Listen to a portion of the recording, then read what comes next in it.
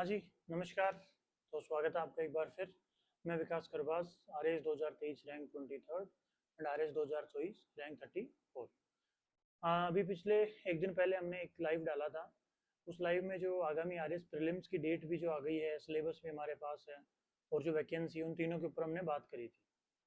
Session live था तो इसलिए पॉइंट टू पॉइंट हम बात नहीं कर पाए, इंटरेक्शन भी रहा और इंटरेक्शन की वजह से कई बार हमारे जो पॉइंट्स है वो छूट भी जाते हैं और जिस लय के अंदर मुझे जो कुछ भी आपको बताना था, जो पॉइंट टू पॉइंट मुझे बताना था, वो थोड़ा सा स्किप हो गया। तो उसी में सुधार करते हुए मैं सोच रहा हूँ कि सेम जो बातें मैंने उस वीडियोस में या फिर उस लाइव में हमने जो बात करी है उसको हम एक बार यहाँ पर पॉइंट टू पॉइंट समझ लें। और इसमें बेसिक रूप से मैंने आपको तीन महत्वपूर्ण जो है बातें बताई थी। वो जो पूरी लाइव थी उसमें तीन महत्वपूर्ण बातें थी और इन्हें मैं कहूँगा कि इन तीन चीज़ों पे आपको बहुत अच्छे से काम करना है अगर आप प्रीलिम्स को जो है अपने हिसाब से जो है मॉडिफाई करना चाहते हैं या यूं कहीं कि उसमें सिलेक्शन चाहते हैं। प्रीलिम्स की उन तीन बातों को जो हम याद करते हैं तो सबसे उन तीन बातों को अगर हम याद करते हैं तो सबसे पहली चीज़ है वही जो मैं 3C की बात करता हूँ, जिसमें आपको क्रिएटिविटी, कंटिन्यूटी या फिर यूं कहें कंसिस्टेंसी और कॉन्फिडेंस, ये तीनों अपने अंदर बनाए रखना है।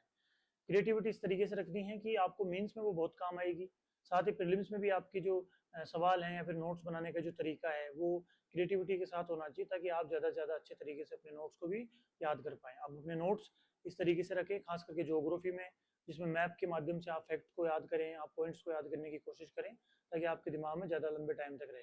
मैथ के अंदर आप नॉर्मल छोटी ट्रिक्स बना लो, है ना, या फिर जो फॉर्मूलाज है उनको इस तरीके से डेवलप करो, उनको इस तरीके से याद रखने की कोशिश करो ताकि वो लॉन्ग टर्म के लिए आपको याद रहे। साइंस एंड टेक्नोलॉजी में बहुत सारे टॉपिक हैं जहाँ पर आपको फैक्ट्स देखने हैं। अगर आप टेक्नोलॉजी की बात करते हैं तो वहाँ पर जो डिफेंस सिस्टम है उसमें कई सारे ट्रिक्स बनाओ। मैंने भी ट्रिक्स बना बना के पढ़ा था।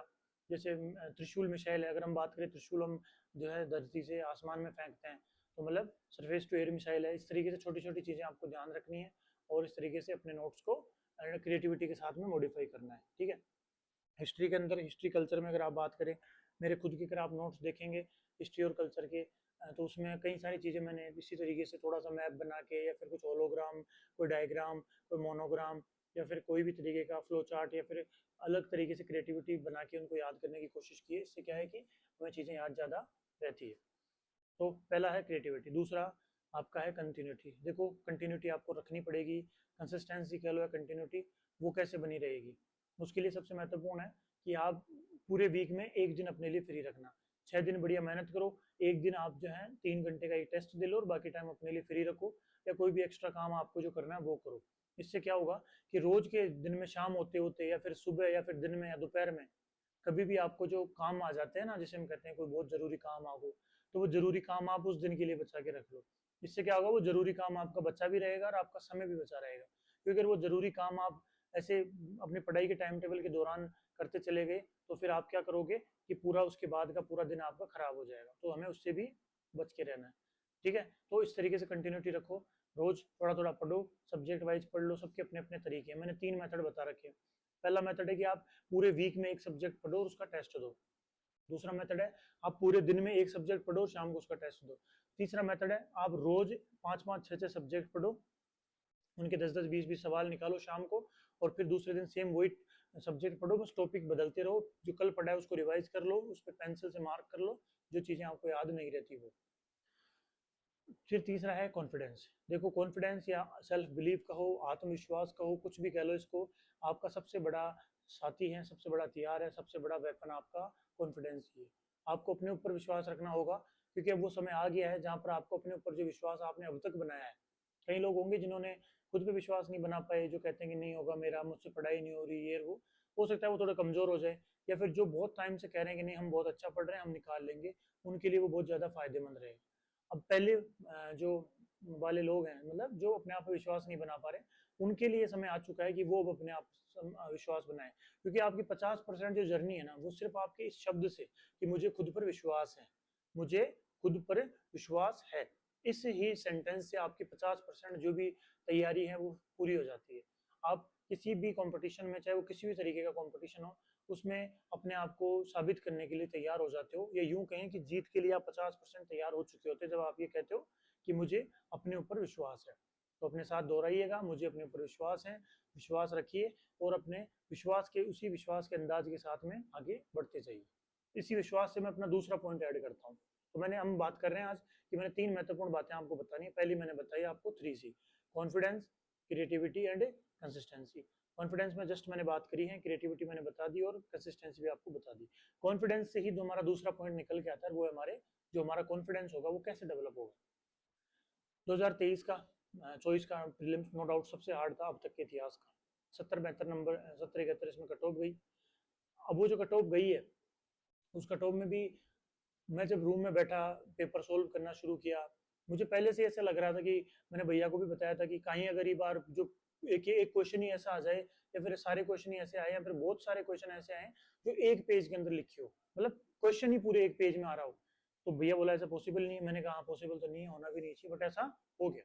राज्यपाल महोदय या फिर राष्ट्रपति महोदय का जो सवाल आया था वो एक पूरे पेज में वो सवाल था, तो वो चीजें मैं उसके लिए पहले से तैयार था। और जब आप नोट्स मतलब सॉरी जब मैं सोल्व भी कर रहा था तो वो तो डर तो लग रहा था नो डाउट कि पता नहीं इस बार होगा या नहीं होगा जिस हिसाब से पेपर आ रहा है, बट मैं जब आसपास देख रहा था सब टेंशन में थे और सभी परेशान थे, और मुझे उस समय अपने आप इतना विश्वास था कि जो जो सवाल मुझे नहीं आ रहा है, मतलब जो मेरा पढ़ा हुआ नहीं है, मतलब मेरे नोट्स में नहीं है, वो कहीं पे नहीं है, इतना मुझे विश्वास था क्योंकि मैंने अपने नोट्स को बहुत बेहतर तरीके से तैयार किया है। ये नोट्स की बदौलत ही है कि मेरे जो 23 में 23वीं रैंक थी, 24 वाले में 34वीं रैंक है, कंसिस्टेंसी उसी से बनी हुई है। आप कई सारे टॉपर्स हैं, नवनीत सर वगैरह हैं, दिनेश जी वगैरह हैं, आप उनसे भी पूछोगे उनसे भी जानोगे, तो सबसे महत्वपूर्ण पॉइंट उन्होंने अपने नोट्स को ही बताया। प्रीलिम्स के साथ साथ ही नोट्स आपके मेंस में भी बहुत ज़्यादा जरूरी हो जाते हैं, तो अपने नोट्स पे बहुत ज़्यादा काम करना है। ये मेरी दूसरा आपको सबसे बड़ा एक पॉइंट है, दूसरी सबसे बड़ी सलाह है, दूसरा सबसे बड़ा डायरेक्शन है कि अपने नोट्स पे बहुत ज़्यादा काम करना है। नोट्स पे काम सिर्फ इसलिए नहीं करना कि आपको प्री में काम आएंगे, इसलिए भी नहीं कि आपको मेंस में काम आएंगे, इसलिए क्योंकि आपको वो एसडीएम बनाएंगे, साथ ही बनाने के बाद भी उनकी वैल्यू रहेगी। आज आप मेरे नोट्स देख लो, बहुत डिमांड रहती है, नो डाउट मैं मानता हूँ, ये सब आपका प्यार है, आपका विश्वास है। ये जो विश्वास आप मुझे दिखा रहे हो ये अपने आप पे भी रखना है, बस यही मैं कहना चाह रहा हूँ। विश्वास खुद के ऊपर भी रखना है। नोट्स को किस तरीके से मैनेज करना है, क्या पढ़ना है, ये सारी बातें भी मैं आपको बता देता हूँ। कुछ नोट्स तो मेरे हैं, मेरे खुद के बनाए हुए हैं। मेरे स्प्रिंग बोर्ड से बेस फाउंडेशन जो नोट्स थे उनके बाद उनको मैंने बहुत जगह जगह से अलग तरीके से उनको मॉडिफाई किया, न्यूज़पेपर से वैल्यूएट किया, कहीं और अच्छे पॉइंट्स उनसे लिए हैं।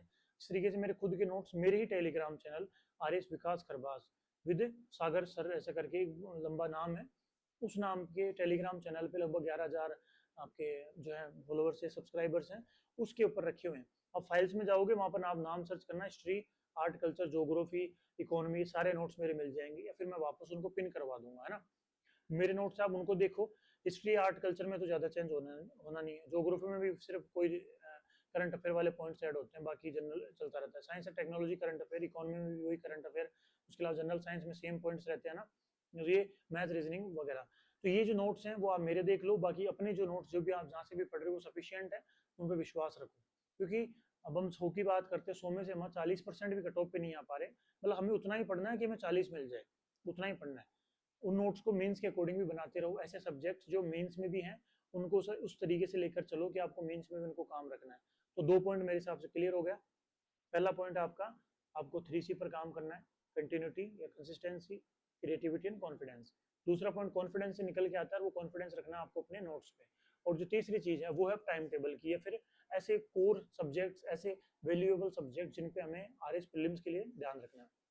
देखो सबसे महत्वपूर्ण चीज, मैं उन लोगों की तरह उस तरह से आपको नहीं बताऊंगा कि 5-6 पढ़ लो हो जाएगा, नहीं, आपको ऐसा नहीं करना है। ये प्रीलिम्स तो हो जाएगा, मेंस भी हो जाएगा, इंटरव्यू भी हो जाएगा, लेकिन जिस पद के लिए आप जो है आप आशान्वित है ना, वो पद नहीं मिलेगा, क्योंकि आप छोड़ छोड़ के आरएस नहीं बन सकते। एक दिन ऐसा आएगा जब आपको सारे सब्जेक्ट पढ़ने पड़ेंगे, मैं आज लिख के दे रहा हूँ। कोई कहे कि नहीं मैंने छोड़ दिया, मैं खुद कहता हूँ मैंने मिडाइवल हिस्ट्री बहुत स्किप की है, बट मिडाइवल हिस्ट्री में भी सिर्फ आपका जो सल्तनत वाला पोर्शन था जो मेंस में बहुत कम था, इसलिए मैंने स्किप करी है, वरना मैंने कोई भी सब्जेक्ट स्किप नहीं करा। मैं खुद बीए से हूँ, प्लेन बीए, बट उसके बाद ही मैंने साइंस भी पढ़ी है, मैंने टेक्नोलॉजी भी पढ़ी है, इकोनॉमी भी पढ़ी है ढंग से। तो मैं यही कहूँगा छोड़ो कुछ भी मत। हाँ, अभी 6 महीने बचे हैं, छोड़ने की तो बात ही नहीं आती ना। यही बात मैं अगर सितंबर के एसआई के एग्जाम को लेकर बोल रहा होता आपको, तो मैं जरूर कहता कि हाँ छोड़ दो, बट आपको छोड़नी है ही क्यों। 6 महीने बच रहे हैं, आप आराम से थोड़ी थोड़ी चीजें करो। अब बात है फिर भी इनमें कि सबसे इंपॉर्टेंट सब्जेक्ट्स कौन से हैं।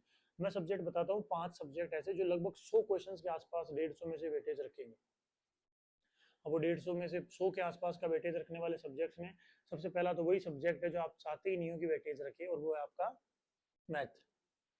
नो डाउट मैथ टफ भी है लेकिन इंपॉर्टेंट भी, हम छोड़ नहीं सकते। आपके एक भी सवाल ने आपका प्री रोकना और आपको आगे बढ़ाना ये साबित कर देना है।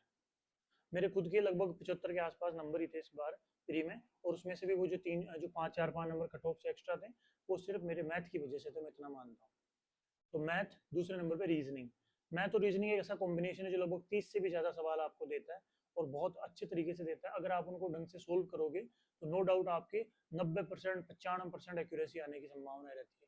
उतने एफर्ट्स के अंदर आप पूरे सब्जेक्ट तैयार करोगे, उतने ही एफर्ट में आप मैथ और रीजनिंग बहुत अच्छे से तैयार भी कर सकते हो और दुगने नंबर भी ला सकते हो। तो पहला पॉइंट मेरे हिसाब से क्लियर है, मैथ रीजनिंग।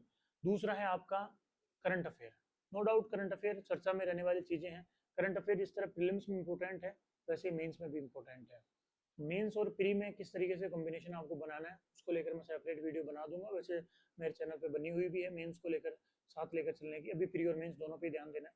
बात हम करंट अफेयर की कर रहे हैं तो करंट अफेयर तीसरे नंबर पे सबसे इंपॉर्टेंट है। तीसरे पे मैंने क्यों डाला कि करंट अफेयर सब पढ़ता है, कारण वो है लगभग लगभग सब आपको पढ़ना ही पड़ता है, जबकि हम मैथ कोई भी नहीं पढ़ता, इसलिए मैथ सबसे इंपॉर्टेंट हो जाता है। फिर रीजनिंग में हम कुछ टॉपिक छोड़ जाते हैं इसलिए रीजनिंग इंपॉर्टेंट हो गया। और तीसरे पे फिर आपका आता है करंट अफेयर। चौथे पर आता है Rajasthan economy. No doubt Rajasthan economy है, इकोनॉमी मतलब हम जनरली 90% के आसपास इकोनॉमी सर्वे से ही कवर करते हैं। तो ये दोनों चारों सब्जेक्ट मिला के लगभग 60 70 के आसपास आपका वेटेज बना देते हैं। ठीक है, तो ये महत्वपूर्ण रूप से 4 सब्जेक्ट हो गए। फिर उसके बाद में पांचवा आता है राजस्थान का जीके का पोर्शन। राजस्थान जीके का पोर्शन। अब राजस्थान जीके के पोर्शन में आपको पता है आपका ज्योग्राफी है, पॉलिटी है, इकोनॉमी है ना, ये 3 महत्वपूर्ण टॉपिक हैं जो राजस्थान, और उसके अलावा आर्ट एंड कल्चर हिस्ट्री है, 5 सब्जेक्ट हो गए मतलब। तो 4 तो सेपरेट है, math, reasoning, current affair, economy survey. और 5वें नंबर पर राजस्थान जीके। राजस्थान जीके के अंदर आपके राजस्थान की history, art and culture, geography, economy and polity, ये 5 पोर्शन और हो गए। इस तरीके से लगभग 100 के आसपास अच्छे क्वेश्चंस का वेटेज ये बनाते हैं, बहुत इंपॉर्टेंट है। इन पे आपको सबसे ज्यादा ध्यान रखना है और बाकी भी आपको पढ़ना है। इंडियन हिस्ट्री भी अच्छे अच्छे टॉपिक्स आते हैं इंडियन हिस्ट्री में भी। कुछ लगता हो डायनेस्टी वगैरह इंडियन हिस्ट्री में, राजस्थान हिस्ट्री में, स्किप कर सकते हो, 1 या 2 सवाल बनते हैं, उसकी भी रेयरेस्ट संभावना होती है कि मैं आ जाए, तो कई बार पॉइंट होता है। तो आप इंडियन हिस्ट्री में कल्चर पढ़ लेना इंडियन हिस्ट्री का, ठीक है। इकोनॉमी के अंदर राजस्थान इकोनॉमी हो गई। इंडियन इकोनॉमी के लिए आप नो डाउट स्टैटिक पोर्शन में आप जो भी जहां से भी पढ़ रहे हो वो पढ़ लो, मेरे नोट से वो पढ़ लो, और करंट अफेयर या फिर डायनामिक अप्रोच के लिए करंट अफेयर आप फॉलो कर लेना। साइंस एंड टेक्नोलॉजी बहुत इंपॉर्टेंट है। साइंस में आपको फिजिक्स, केमिस्ट्री और बायो मिलती है, उनके नॉर्मल नॉर्मल पढ़ लो। ऐसा नहीं कि सब कुछ ही पढ़ना है, ये को बार बार नहीं आ रहा वो भी पढ़ रहा है, नहीं। फिजिक्स में कई सारे अगर आपको फॉर्मूला या फिर कुछ भी लगता हो मत पढ़ो, नहीं आ रहा है तो कोई दिक्कत नहीं, क्योंकि वो सवाल आते भी नहीं है, और आते हैं तो फिर 1 2 सवाल के लिए हम इतना परेशान नहीं हो सकते। तो ये जनरल सा थोड़ा थोड़ा पढ़ लो इनका। उसके बाद टेक्नोलॉजी थोड़ा इंपॉर्टेंट है, तो टेक्नोलॉजी के अंदर आप जो स्टैटिक है वो मेरे नोट्स पढ़ लो या फिर जहाँ से आप पढ़ रहे हो वो पढ़ लो। और डायनामिक्स के लिए आप जो आपका करंट अफेयर आता है वहां से देख लेना। उसके बाद में फिर बचता है आपका करंट अफेयर हो गया, बाकी लगभग लगभग यही सब्जेक्ट है। जो मैं पॉलिटी हो गया था ना, हाँ इंडियन पॉलिटी। इंडियन पॉलिटी के लिए मेरे खुद के नोट्स भी हैं, उसके अलावा आप जहाँ से पढ़ रहे हो वो भी पढ़ लो। उसके अलावा जो आयोग है उनके भी मेरे नोट्स बनाए रखे थे सेपरेट, वो देख लेना। और आयोग पे थोड़ा ध्यान रखना, राजस्थान की पॉलिटी के संदर्भ में भी और इंडियन पॉलिटी के संदर्भ में भी आयोगों को बार बार पढ़ना। एग्जाम के 10 12 दिन पहले रोज एक एक आयोग पढ़ना, एक बड़ी सी लिस्ट बना लेना, उसमें सबकी 5 6 की एक ही लाइन के अंदर उनकी डेटा लिख लेना और उनको बार बार याद करना। इस तरीके से मेरे हिसाब से आपके प्रीलिम्स के सारे जो इंपॉर्टेंट सब्जेक्ट है वो कवर हो जाते हैं। और सब्जेक्ट मुझे याद नहीं आ रहा, मेरे हिसाब से यही सारे सब्जेक्ट हैं, और भी अगर कोई स्किप हो रहा होगा तो कोई दिक्कत नहीं है। जो भी सब्जेक्ट है छोड़ना किसी को नहीं, मैं ये कहना चाह रहा हूँ। कुल मिला के पढ़ने सारे ही हैं, थोड़ा सा कम पढ़ो, जो नहीं आ रहा वो मत पढ़ो। अब मैं साइंस से नहीं हूँ बट फिर भी मैंने साइंस पढ़ी, पर उतना ही पढ़ा नॉर्मल, जैसे आपका बॉडी के जो पार्ट्स है उनकी जो सिस्टम है वो पढ़ लिए, रोग वगैरह पढ़ लिए। डिजीज पढ़ना 1 2 सवाल आते हैं, इंपॉर्टेंट है। टेक्नोलॉजी मेरा अच्छा है हमेशा से, इसलिए मैंने टेक्नोलॉजी को ढंग से पढ़ा। तो मतलब जो मैंने थोड़ा सा भी कुछ कम पढ़ा है उसकी जगह मैंने दूसरी चीज को बहुत ज्यादा पढ़ लिया, अच्छे से पढ़ लिया। इस तरह कवर करना है। मैं फिर नहीं कहूंगा ये सब्जेक्ट छोड़ने इन 5 के अलावा, नहीं, बाकी पढ़ने, बट उनको कम इंटेंसिटी के साथ पढ़ लेना चाहिए, बट इनको अच्छे से याद करना। ये करने के बाद फिर आपको ये भी कॉन्फिडेंस रहेगा कि मेंस में मैं पहुंच जाऊंगा।